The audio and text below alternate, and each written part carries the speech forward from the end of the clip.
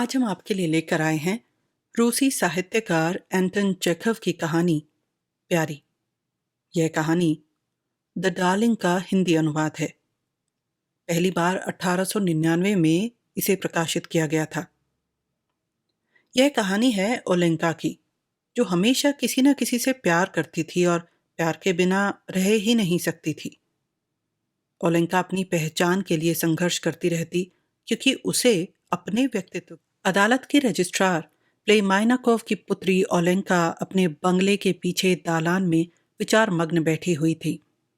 बड़ी गर्मी पड़ रही थी और मक्खियां भी कम उपद्रव नहीं मचा रही थी। यही एक खुशी की बात थी कि जल्द ही शाम पड़ने वाली थी। पूर्व की ओर बादल इकट्ठे हो रहे थे और वे समय समय पर हवा को आर्द्र कर रहे थे। कुकीन वहीं बगीचे में खड़ा था। वह टिवोली थिएटर का मैनेजर था और उसी बंगले में रहता था। फिर बड़ी निराशा भरी दृष्टि से आसमान की ओर देखते हुए उसने कहा, आज फिर वर्षा होगी। रोज ही वर्षा हो जाती है, मानो मुझसे बदला लेती हो। मैं तो तंग आ चुका हूं। सर्वनाश। रोज ही जबरदस्त नुकसान हो रहा है। उसने अपने हाथ ऊपर को उठा लिए, परंतु ओलेंका से बातचीत जारी रखी। देखो, यही तो हमारा जीवन है। इसीलिए ही मनुष्य जीवन से उब जाता है।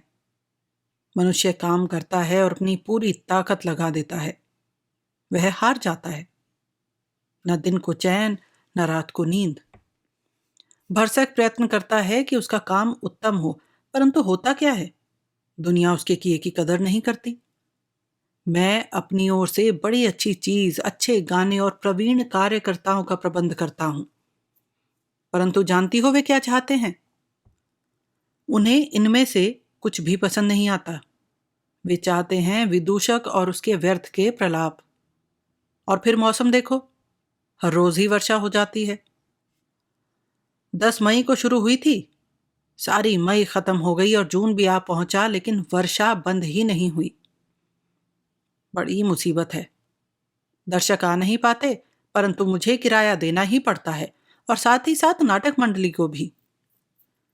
दूसरे दिन संध्या को फिर से बादल घिराते और कुकीन जोर से चिल्लाता हुआ फिर कहता, बरसो, खूब बरसो। यहां बगीचे में बाढ़ आ जाए और मुझे बहाकर ले जाए। जेल में भेज दो मुझे। देश निकाला, साइबेरिया और फांसी। हाँ हाँ हाँ। और फिर अगले दिन वही। ओलेंका कुकीन के ऐसे प्रलाप शांति से सुना करती और कभी कभी उसके नेत्रों से अश्रु बहने लगते। धीरे धीरे कुकीन की बदकिस्मती का उसे दुख होने लगा और वह उससे प्रेम करने लग गई। वह छोटे से कद का दुबला पतला आदमी था। रंग उसका पीला था। उसके घुंघराले बालों से माथा उसका ढका रहता था। बड़ी धीमी आवाज में बोलता था। बोलते समय उसका मुख एक ओर से अधिक हिलता था और उसके चेहरे पर हमेशा निराशा छाई रहती थी। इन सब के होते हुए भी वह उसे बहुत चाहती थी। हमेशा किसी न किसी को प्राणपन से प्रेम करती रही थी। प्रेम किए बिना उसके लिए जीना असंभव था। बचपन में वह अपने पिता को बहुत ज्यादा चाहती थी, जो अब कब्र में पहुंच चुका था। वह अपनी एक चाची से भी बहुत प्रेम करती थी, जो हर तीसरे साल उसके पास हो जाया करती थी। उसके पहले जब वह स्कूल में पढ़ती थी तो फ्रेंच सिखाने वाले अपने शिक्षक को ही प्यार करती थी। वह विनम्र, कोमल हृदय और भावुक लड़की थी। स्वास्थ्य उसका बहुत अच्छा था। भरे हुए गुलाबी गाल, उसकी मुलायम सफेद गर्दन जिस पर एक छोटा सा तिल था, और उसके मृदुल नैसर्गिक हास्य को, जो किसी भी मनोरंजक वार्तालाप को सुनकर उसके बदन पर आ जाता था, देखकर पुरुष सोचते थे, हाँ, कम नहीं है, और मुस्कुरा देते थे। और जो स्त्रियां उसके पास आती थी, वे बातचीत करते करते उसका हाथ अपने हाथों में ले लेने के लिए बाध्य हो जाती थी और खुशी के आवेश में कह पड़ती थी, प्यारी। अपनी पैदाइश से जिस घर में वो रहती आई थी और जो पिता की मृत्यु पर उसका हो गया था, वह शहर के किनारे पर था, लेकिन टिवोली के निकट ही। सायकाल और रात्रि में गाने बजाने की आवाज सुनाई देती थी और आतिशबाजी का शोर। उसे ऐसा प्रतीत होता था कि कुकीन अपने भाग्य से लोहा ले रहा है। वह अपने बैरी उदासीन जनता के गढ़ को घेर रहा है। उसके हृदय में एक कुदकुदी पैदा होती। सोने को उसकी तबीयत नहीं होती और जब सुबह वह वापस लौटता तब वह धीरे से अपने सोने के कमरे की खिड़की को खटखटाती और पर्दे की ओट से अपना चेहरा और एक कंधा दिखाकर उसकी ओर मुस्कुराती थी। कुकीन के विवाह का प्रस्ताव रखने पर उन दोनों की शादी हो गई। जब कुकीन ने उसकी गर्दन और भरे हुए कंधों को पास से देखा तो अपने हाथ उछालते हुए कहा, प्यारी। कुकीन के दिन आनंद से कटने लगे, परंतु विवाह वाले दिन भी दिन रात पानी बरसते रहने के कारण उसके मुख पर से जो नैराश्य के भाव थे वो न जा सके। उनकी आपस में खूब पटती थी। वह उसके दफ्तर में जा बैठती, टिवोली में देखभाल करती, हिसाब किताब रखती और तनख्वाह बांटती थी। उसके गुलाबी गाल, उसकी मधुर नैसर्गिक और दिव्य हंसी कभी दफ्तर की खिड़की में, कभी जलपान के कमरे में और कभी पर्दे के पीछे दिखलाई पड़ती थी। वह अपने परिचित व्यक्तियों से कहने लग गई थी कि रंगमंच में जीवन के प्रमुख और नितांत वांछनीय वस्तु है और मनुष्य केवल नाटक के वास्तविक आनंद प्राप्त कर सकता है तथा सभ्य और दयालु बन सकता है। वह कहा करती, क्या आप समझते हैं कि जनता इसे समझती है? वे तो हंसी मजाक चाहते हैं।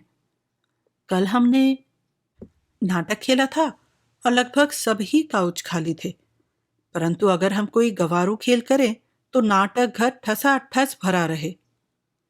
कल हम ये नाटक खेल रहे हैं, अवश्य आना। कुकीन जो कुछ भी रंगमंच और नटों के बारे में कहता वह दोहराती। उसकी तरह ही वह भी जनता को उसकी कला से अनभिज्ञता और उदासीनता के कारण हिकारत की निगाह से देखती। वह रिहर्सल में भाग लेती, नटों को सिखाती, गवैयों के बर्ताव पर निगाह रखती और जब कभी किसी स्थानीय समाचार पत्र में विरोध में कोई टीका टिप्पणी होती तो वह आंसू बहाती और बाद को संपादक के दफ्तर में जाकर उसे ठीक ठाक करवाती। नाटक में काम करने वाले उसके बहुत प्रसन्न रहते थे और उसे प्यारी कहकर पुकारते थे। वह उनके दुख में हाथ पटाती थी और उन्हें समय समय पर थोड़ा बहुत उधार भी देती रहती थी। अगर उनमें से कोई उसका रुपया वापस न करता था तो वह चोरी चोरी रोती थी, परंतु अपने स्वामी से उसने कभी शिकायत नहीं की। शरद में उनका ठीक ठाक चलता रहा। सर्दियां भर उन्होंने अपना थिएटर शहर में रखा। कुछ दिन के लिए उन्होंने उसे लिटिल रूसी कंपनी को किराए पर दिया, फिर एक जादूगर को और तत्पश्चात एक स्थानीय नाटक मंडली को। ओलिंका सदैव ही प्रसन्न चित्त रहती और पहले से हृष्ट पुष्ट हो गई। विपरीत इसके कुकीन दुर्बल होता चला गया। उसके चेहरे का रंग फीका पड़ गया। वह हमेशा ही बड़े बड़े घाटों का रोना रोता रहता था। हालांकि सर्दियों के इन दिनों में उसने कुछ कम नहीं कमाया था। रात में उसे खांसी आती थी। ओलेंका उसे गर्मा गर्म चाय देती अथवा नींबू के फूलों का अर्क और उसके सिर पर तेल की मालिश करती तथा अपना गर्म शॉल उसे उड़ा देती। तुम कितने प्यारे लगते हो, उसके बालों पर हाथ फेरती हुई वह सच्चे दिल से कहती। तुम कितने प्यारे लगते हो। कुछ नए आदमी भर्ती करने के लिए वह मॉस्को चला गया। उसकी अनुपस्थिति के कारण ओलेंका सो भी नहीं सकी। वह रात भर खिड़की में बैठी रहती और तारे गिनती रहती। वह अपनी तुलना उन मुर्गियों से करती जो मुर्गे के चले जाने पर रात भर चीखती चिल्लाती रहती है। कुकीन को मॉस्को में अधिक रुकना पड़ गया। उसने लिखा कि वह ईस्टर तक वापस लौटेगा। टिवोली के ठीक ठाक चलाने के लिए भी उसने आवश्यक बातें लिख भेजी, लेकिन ईस्टर के पहले ही रविवार को ओलेंका ने दरवाजे का मनहूस खटका सुना। ऐसा मालूम होता था मानो कोई हथौड़ा लेकर दरवाजा तोड़ रहा है। ऊँघता हुआ रसोइया नंगे पांव धीरे धीरे दरवाजे की ओर बढ़ा, परंतु ओलेंका भागकर दरवाजे पर जा पहुंची। दरवाजा खोलो, बाहर से भर्राई हुई आवाज आई। आपके नाम का एक तार है। ओलेंका को इससे पहले अपने पति की ओर से समय समय पर तार मिलते रहते थे, परंतु न जाने क्यों इस बार उसके हाथ पैर किसी घबराहट के कारण ठंडे पड़ गए। कांपते हुए हाथों से उसने तार खोला और नीचे लिखे मुताबिक उसे पढ़ा। इवान पेट्रोविच की अकस्मात आज मृत्यु हो गई। दाह कर्म कल होगा। लौटती डाक से अपना आदेश भेजो। तार ऊपर लिखे मुताबिक था और उस पर सिनेमा कंपनी के व्यवस्थापक के हस्ताक्षर थे। हाय मेरे प्यारे, ओलिंका सिसकियां भरने लगी। मेरे सर्वस्व, मेरे प्रियतम, मेरा तुमसे साक्षात ही क्यों हुआ? क्यों मैं तुमसे परिचित हुई और प्रेम किया? तुम्हारे बिना तुम्हारी प्यारी ओलेंका निपट अकेली रह गई है। मॉस्को में कुकीन का दहाकर मंगलवार को हुआ और ओलेंका बुधवार को घर वापस आ गई। पर ज्यों ही वह अंदर घुसी, वह धड़ाम से बिस्तर पर गिर पड़ी और इतनी जोर जोर से सिसकियां भरकर रोने लगी कि पड़ोस के घर में और उसके सड़क पर से भी आवाज सुनाई पड़ती थी। बेचारी प्यारी, पड़ोसियों ने हाथों से क्रॉस का निशान बनाते हुए कहा। ओल्गा सेमेनोवना, बेचारी गरीब प्यारी, बेचारी को कितना बुरा लग रहा है। उपरोक्त घटना के 3 महीने बाद ओलेंका साय प्रार्थना से उदास और शोकातुर मुख लिए वापस घर लौट रही थी। अकस्मात ही उसका एक पड़ोसी, जिसका नाम वासिली था, गिरजे से वापस घर उसके पीछे पीछे आ रहा था। वह एक कामिदा लकड़ी की दुकान पर मैनेजर था। सिर पर उसके तिनके का हैट था और बदन में सफेद कुर्ती जिस पर घड़ी की सोने की जंजीर लटक रही थी। इस प्रकार की वेशभूषा में वह बजाय व्यापारी के कोई ग्रामीण मालूम पड़ता था। जो किस्मत में होता है वह होकर ही रहता है, ओल्गा सेमेनोवना, उसने गंभीर मुद्रा में परंतु सहृदयता दिखलाते हुए कहा। और अगर हमारे प्रियजन मरते हैं तो यह ईश्वर इच्छा से ही होता है। इसलिए हमें धैर्य के साथ और ईश्वर में विश्वास रखकर सब सहन कर लेना चाहिए। ओलेंका को उसके घर तक पहुंचाकर और उससे विदा लेकर वह चला गया। उसके चले जाने के बाद दिन भर उसे उसके सौम्य परंतु सांत्वना देने वाले शब्द सुनाई देते रहे। और जब कभी वह अपने नेत्र बंद करती थी तो उसे उसकी काली दाढ़ी दिखलाई पड़ती थी। ओलेंका को वह बहुत पसंद आया। उसे कुछ ऐसा प्रतीत होता था कि उसका प्रभाव भी उस पर कुछ पड़ा है, क्योंकि कुछ दिन बाद ही उसके यहाँ एक स्त्री चाय पान के लिए आई। बैठते ही उसने वासिली के बारे में बातचीत छेड़ दी और कहने लगी कि वह बड़ा शरीफ आदमी है जिस पर पूरा विश्वास रखा जा सकता है और कोई भी स्त्री उससे विवाह करके बड़ी प्रसन्न होगी। उसके जाने के 3 दिन बाद ही वासिली स्वयं आ गया। वह अधिक देर नहीं रुका, केवल 10 मिनट, और न कोई विशेष बातचीत ही उसने की। परंतु उसके जाने के बाद ही ओलेंका को महसूस हुआ कि वह उससे प्रेम करने लग गई है। इतना कि उसकी रात बेचैनी से करवटें बदलती ही गुजरी और सुबह होते ही उसने उस प्रौढ़ स्त्री को बुला भेजा। संबंध शीघ्र ही पक्का हो गया और विवाह की पारी आ गई। वासिली और ओलेंका के दिन विवाह के बाद खूब अच्छी तरह गुजरने लगे। आमतौर पर वासिली दफ्तर में दोपहर तक बैठता, उसके बाद काम धंधे से निकल जाता। उसके जाने के बाद ओलेंका उसकी गद्दी पर आ बैठती और शाम तक दफ्तर में बैठी रहकर हिसाब किताब लिखती रहती तथा ग्राहकों से ऑर्डर लेती रहती। लकड़ी के दाम हर साल ही बढ़ते जाते हैं। मूल्य 20% बढ़ गया है। वह अपने ग्राहकों और मित्रों से इस प्रकार कहती। देखो ना, हम अब तक यहाँ की मंडी से ही लकड़ी लाकर बेचा करते थे, परंतु अब हमें मोगिलेव जिले से खरीद कर लानी पड़ती है और उस पर भाड़ा। अपने दोनों हाथों से गाले ढांप कर वह कहती, भाड़ा। उसे ऐसा प्रतीत होता था मानो वह इस व्यापार में बरसों से लगी हुई है और जीवन में सबसे महत्वपूर्ण और आवश्यकीय वस्तु कामिदा लकड़ी ही है। यहाँ तक कि खंबा, शहतीर, तख्ता वगैरह शब्दों में उसे एक प्रकार के अपनत्व का अनुभव होने लगता था। रात को स्वप्न में उसे तख्तों और स्लीपरों के एक सार पर्वत दिखलाई पड़ते, साथ ही डिब्बों की लंबी लंबी कतारें जो कहीं दूर उनकी ढुलाई करने में लगी हुई हैं। उसे स्वप्न में दिखलाई पड़ता कि 6 इंच लट्ठों की 46 फुट ऊंची एक पलटन अहाते की ओर बढ़ी चली आ रही है और लट्ठे, शहतीर, तख्ते वगैरह आपस में एक दूसरे से टकराते फिरते हैं, फिर अपनी अपनी जगह इकट्ठे होते जाते हैं। ओलेंका स्वप्न में चिल्लाने लगती। तब वासिली प्रेमपूर्ण स्वर में कहता, ओलेंका, यह क्या पारी? क्रॉस का चिन्ह बना लो। उसके पति के विचार ही उसके अपने विचार होते थे। अगर वह सोचता कि कमरा बहुत गर्म है अथवा काम धंधा मंदा है तो वह भी यही सोचती। उसके पति को खेल तमाशे का शौक नहीं था। वह छुट्टियां घर पर ही काटता। ओलेंका भी ऐसा ही करती। तुम सदैव घर पर ही रहती हो अथवा दफ्तर में? ओलेंका के मित्र कहते। प्यारी, तुम्हें नाटक व सर्कस में आना जाना चाहिए। हमें नाटकों के देखने के लिए समय कहाँ? वह शांत स्वर में उत्तर देती, हमारे पास ऐसी बेवकूफ़ी के लिए समय कहाँ। भला ये नाटक किस मतलब के। प्रत्येक रविवार को वे दोनों सायं प्रार्थना में जाते, छुट्टियों के दिन दोपहर की प्रार्थना में भी जाते और गिरजे से लौटते समय वे साथ साथ चलते। उनकी चाल ढाल से एक प्रकार की प्रसन्नता झलकती थी। ओलेंका की रेशम की पोशाक भीना भीना स्वर करती। घर आकर वे चाय पीते, इच्छानुसार डबल रोटी और मुरब्बे खाते और बाद को चॉकलेट वगैरह।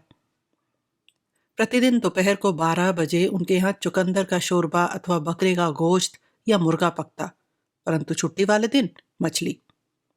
जो भी फाटक के सामने से गुजरता उसके मुंह में पानी आ जाता। दफ्तर में ग्राहकों को चाय पानी देने के लिए अंगीठी पर पानी सदैव ही खौलता रहता।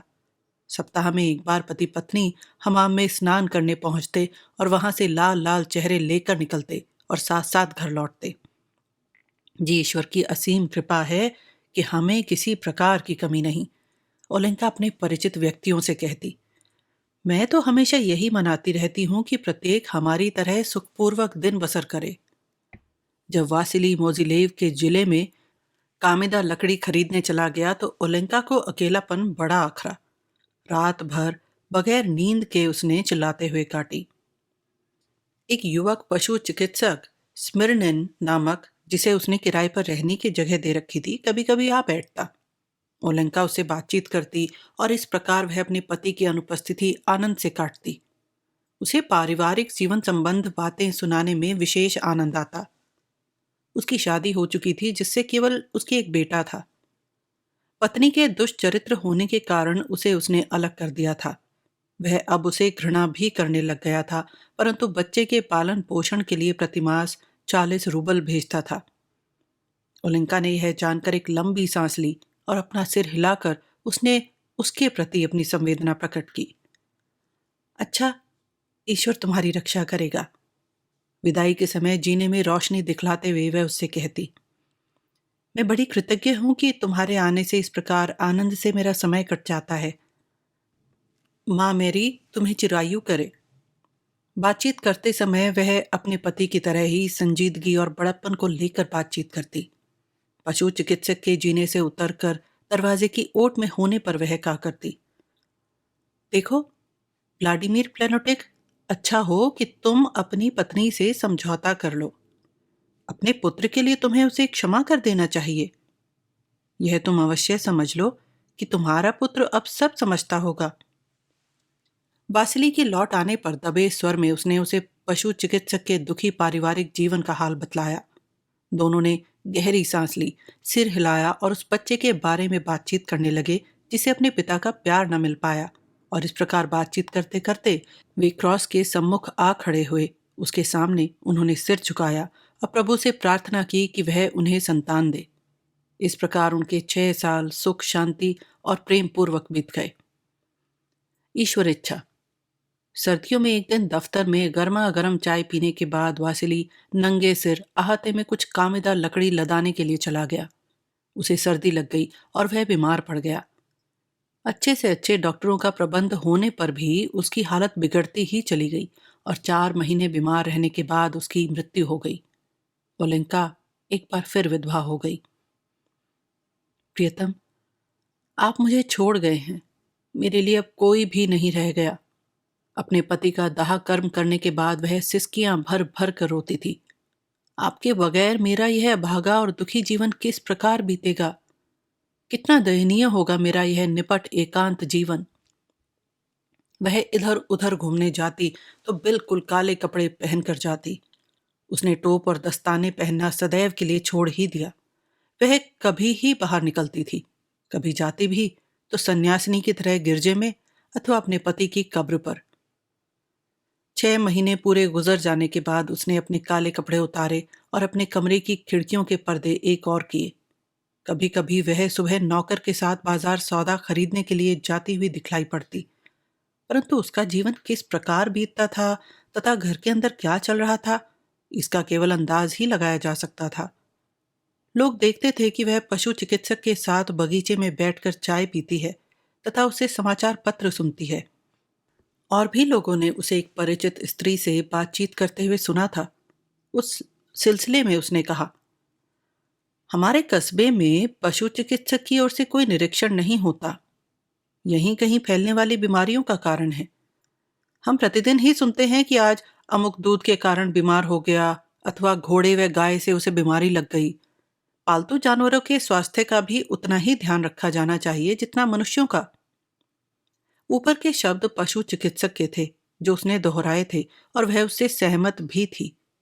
यह स्पष्ट झलकता था कि वह साल भी बिना किसी प्रेम संबंध के नहीं रह सकती, और उसने अपना सुखमय जीवन बसर करने के लिए एक नया साथ ढूंढ लिया था। अगर ओलिंका की जगह कोई दूसरा इस प्रकार करता तो वह लोगों की टीका टिप्पणी का विषय बन जाता, परंतु उसके लिए किसी के मन में भी अहितकर विचार नहीं आए थे, क्योंकि उसका यह व्यापार लोगों को बिल्कुल स्वाभाविक दिखलाई पड़ता था। ना तो उसने और ना पशु चिकित्सक ने ही अपने नवीन संबंध के बारे में किसी से कुछ कहा, और इस प्रयत्न में रहे कि किस प्रकार यह दूसरों से गुप्त रखा जाए। परंतु यह संभव न हो सका, क्योंकि ओलेंका कोई बात अपने तक रख ही नहीं सकती थी। जब कभी पशु चिकित्सक के यहाँ अतिथि आते थे तथा ओलेंका उन्हें चाय पिलाती अथवा भोजन परोसती थी, तो वह पशुओं में प्लेग, उनकी खुर और मुंह की बीमारी तथा बूचड़ खानों की बातें करती। पशु चिकित्सक बड़े पशुपेश में पड़ जाता और अतिथियों के जाने के बाद वहां पकड़ ओलेंका से किंचित गुस्से में कहता, मैं तुमसे पहले भी कह चुका हूं कि जो विषय तुम्हारी समझ से बाहर हो उस पर इस तरह बातचीत मत किया करो। जब हम डॉक्टरों की बातचीत चल रही हो तुम कृपया दखल ना दिया करो, यह बड़ा बुरा मालूम होता है। प्रत्युत्तर में वह उसकी ओर आश्चर्य और निराश मुखाकृति से देखती और डरते हुए उससे पूछती, परंतु मैं, कहो फिर बातचीत भी किस बारे में करूं? उसके नेत्रों में आंसू आ जाते। वह उससे बड़े विनीत स्वर में उसे गुस्सा ना करने के लिए कहती और फिर अपना सुखमय जीवन यापन करने लगते। परंतु यह सुखमय जीवन अधिक समय तक ना रह सका। पशु चिकित्सक वहां से चला गया, अपने रेजिमेंट के साथ, जिसका तबादला कदाचित साइबेरिया में हो गया था, सदैव के लिए चला गया, और ओलेंका फिर अकेली रह गई। अब वह निपट अकेली थी। उसके पिता की मृत्यु बहुत समय पहले हो चुकी थी। वह पहले से कुछ दुर्बल भी हो गई और उसके जीवन में सादगी आ गई थी। सड़क पर जो आदमी उसे चलते हुए मिलते थे वे न उसकी ओर देखते थे, न मुस्कुराते ही जैसे वे पहले किया करते थे। वास्तव में उसके जीवन के श्रेष्ठतम वर्ष बीत चुके थे तथा पीछे रह गए थे। अब जीवन का एक नवयुग आरंभ हो गया था, जिसके प्रति कोई आकर्षण नहीं था। संध्या होने पर ओलेंका बरामदे में कुर्सी डालकर बैठ जाती। उसे टिवोली के बैंड की आवाज तथा आतिशबाजी की रोशनी दिखलाई पड़ती, परंतु वे उसे प्रभावित नहीं कर पाते थे। अपने बगीचे में उसे अब कुछ चित्ताकर्षक दिखलाई न पड़ता। विचार करने के लिए उसके पास कुछ नहीं रहा, न कोई इच्छा ही उसकी रही। रात होने पर वह सो जाती और स्वप्न में अब अपना खाली अहाता ही देख पाती। उसका खान पान भी अब अनिच्छापूर्वक होता। परंतु अधिक चिंतनीय बात यह थी कि उसके अपने कोई विचार भी नहीं थे। वह अपने आसपास वस्तुएं देखती, उनका व्यापार कार्य समझती, परंतु अपना कोई मत न बना पाती, और इसीलिए उनके बारे में क्या बातचीत की जाए यह भी उसकी समझ में न आता। ओह, कितना दयनीय है उसका जीवन जिसके अपने कोई विचार नहीं। उदाहरणार्थ कोई एक बोतल देखता है, अथवा वर्षा, अथवा मोटर में जाता हुआ एक रईस, परंतु इन सब बातों का क्या आशय है जब कोई यह नहीं बतला पाता, और 1,000 रूबल लेकर भी नहीं। जब ओलेंका के साथ कुकीन, वासिली और पशु चिकित्सक था, तब वह प्रत्येक बात समझा सकती थी और अपना मत किसी भी वस्तु के बारे में दे सकती थी। परंतु अब उसके अहाते के समान ही उसका मस्तिष्क, उसका हृदय रिक्त हो चुका था। धीरे धीरे कस्बा विस्तार में बढ़ने लगा। गलियों के स्थान पर सड़कें बन गई, और जहां पहले टिवोली और कामिदा लकड़ी के गोदाम थे, वहां अब नए मकान और नए रास्ते बन गए। समय कितनी द्रुत गति से व्यतीत होता है।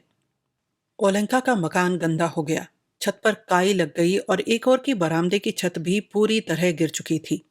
अहाते में जगह जगह पर घास खड़ा हुआ था और बर्र इधर उधर उड़ती फिरती थी। ओलेंका स्वयं भी बड़े साधारण तरीके से रहने लग गई थी। वह उम्र में भी अब अधिक प्रतीत होती थी। ग्रीष्म में वह बरामदे में बैठी हुई दिखलाई पड़ती। उसका मन पूर्ववत ही विचार शून्य, भयभीत और संवेदनापूर्ण था। शरद में वह खिड़की में बैठ जाती और गिरती हुई बर्फ को देखती। बसंत के आगमन के साथ अथवा जब कभी उसे गिरजे की घंटियां सुनाई देती तो बीते हुए जीवन की घटनाएं घटाटोप होकर उसके मन में आती। दिल में एक हल्की सी टीस उठती और आंखों से आंसू झलकने लगते, परंतु यह सब 2-4 क्षण तक रहता। फिर उसका मन शून्यवत हो जाता और उसे अपने जीवन की निष्फलता मालूम होने लगती। उसका बिल्ली का बच्चा गोदी में आ बैठता, चूमता चाटता, पर वह उसके प्यार से प्रभावित न होती। उसे इन वस्तुओं की अब आवश्यकता नहीं थी। वह उस प्यार की भूखी थी जो उसके सारे शरीर को प्रेममय बना सके, यहाँ तक कि उसका मन और आत्मा उसे ओतप्रोत हो जावे ताकि उसके अंदर विचार पैदा हो जावे, उसे अपने जीवनोद्देश्य का पता लग जावे और उसकी नाड़ियों में उष्ण रक्त प्रवाहित होने लगे। वह बिल्ली के बच्चे को गोदी से उतार देती और कहती, जा खेल, मुझे तेरी जरूरत नहीं। इस प्रकार दिन पर दिन और साल पर साल बीतते गए। न जीवन में सुख था और न मन में विचार।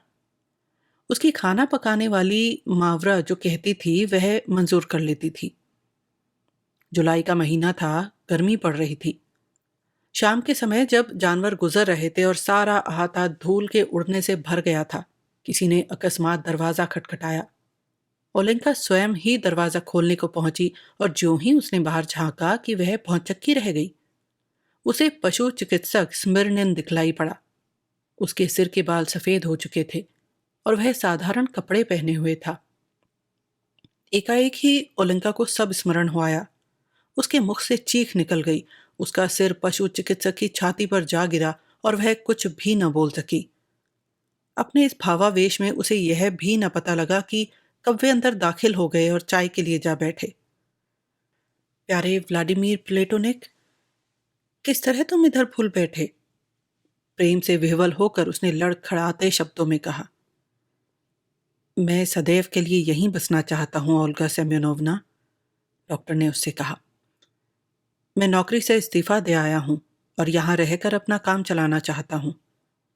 मेरे लड़के के भी स्कूल जाने के अब दिन आ गए हैं। अब वह काफी बड़ा हो गया है। तुम्हें ये तो मालूम ही हो गया होगा कि मेरा अब अपनी स्त्री से समझौता हो गया है। वह आजकल कहाँ है? ओलेंका ने पूछा। वे होटल में हैं। मैं मकान की तलाश में इधर निकल आया। ओह भाई, मकान की तलाश? मेरे ही मकान में क्यों नहीं आ जाते? वह तुम्हारे लिए उपयुक्त नहीं है क्या? मैं उसके लिए कोई किराया भी नहीं लूंगी, ओलिंका ने विनम्र स्वर में कहा। वह अब रोने लग गई थी।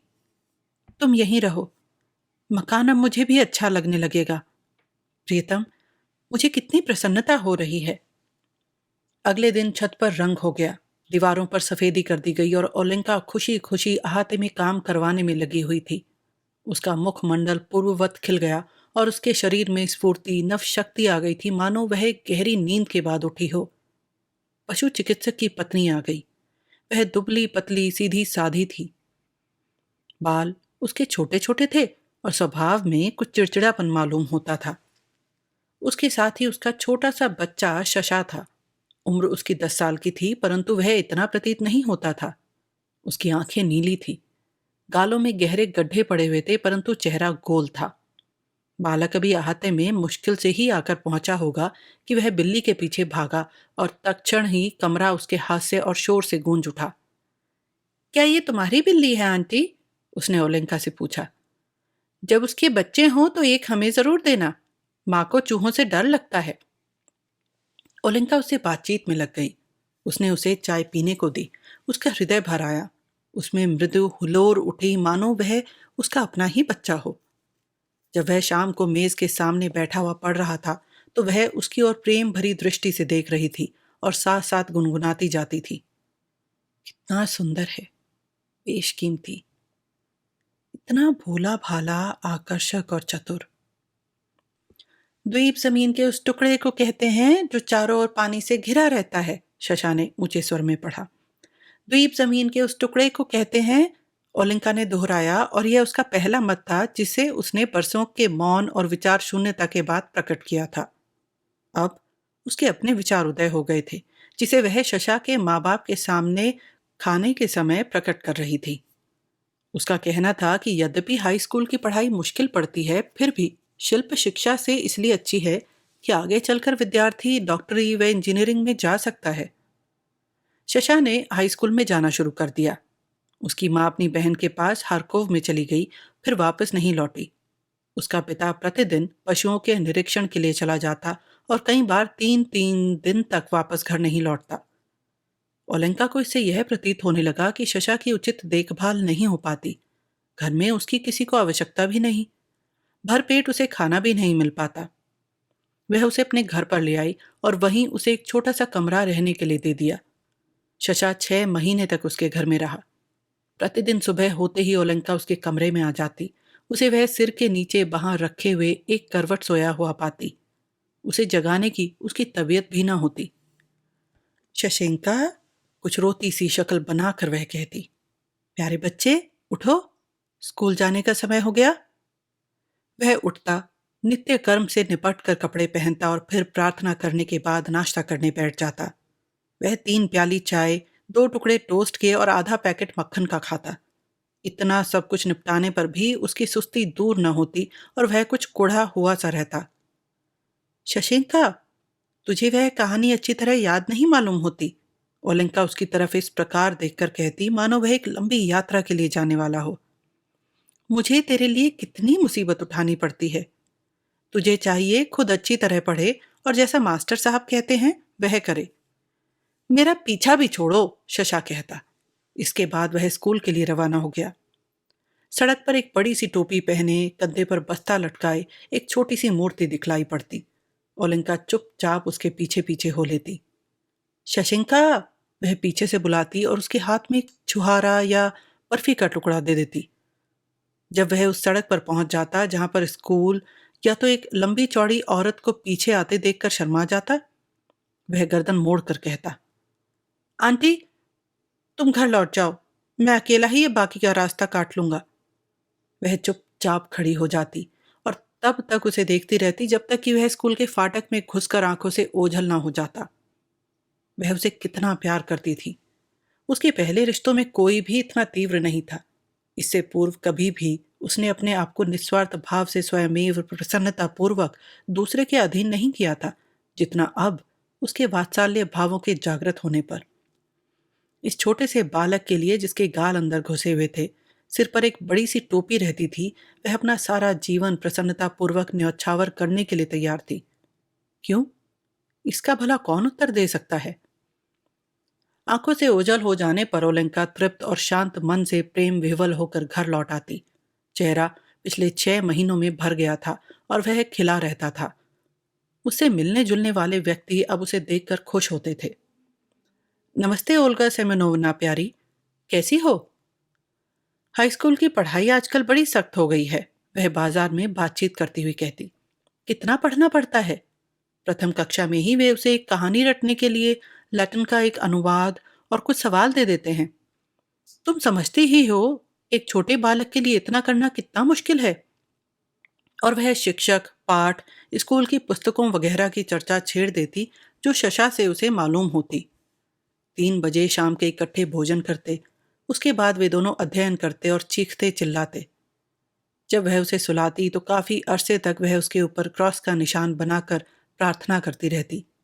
तत्पश्चात वह लेट जाती और सोचने लगती कि शशा अध्ययन समाप्त करने के बाद डॉक्टर या इंजीनियर बन जाएगा। उसकी अपनी स्वयं की फिर एक कोठी व बग्घी होगी, उसका विवाह होगा और फिर उसके बच्चे होंगे। वह इस प्रकार सोचते सोचते सो जाती। उसके बंद नेत्रों में आंसू गालों पर टपक पड़ते। उसकी बिल्ली पास में लेटी हुई म्याऊं म्याऊं करती रहती। अकस्मात दरवाजा खटखटाने का शब्द होता। ओलिंका घबराई हुई उठ बैठती। दिल उसका धड़कने लगता। कुछ क्षण बाद फिर खटखटाने की आवाज आती। अवश्य ही कोई हार्कोव से तार लेकर आया होगा। इस विचार के साथ ही सिर से लेकर पैर तक वह कांपने लगती। शशा की मां ने अवश्य ही उसे हार्कोव बुला भेजा होगा। हे प्रभु, मुझ पर दया करो। वह हतोत्साह हो जाती। उसका सिर, हाथ व पैर ठंडे पड़ जाते और वह अनुमान लगाती कि वह दुनिया की सबसे अभागिनी स्त्री है। कुछ क्षण के बाद ही फिर उसे कई मनुष्यों के बोलने का शब्द सुनाई पड़ता। मालूम होता वह पशु चिकित्सक है और क्लब से लौट रहा है। ईश्वर का धन्यवाद है, वह मन में कहती। धीरे धीरे उसकी घबराहट दूर हो जाती और उसका चित्त शांत हो जाता। वह शशा के बारे में सोचती हुई फिर जाकर बिस्तर पर लेट जाती। शशा दूसरे कमरे में सोया हुआ नींद में कभी बड़बड़ाता, मैं तुम्हें दे दूंगा, चली जाओ, चुप रहो।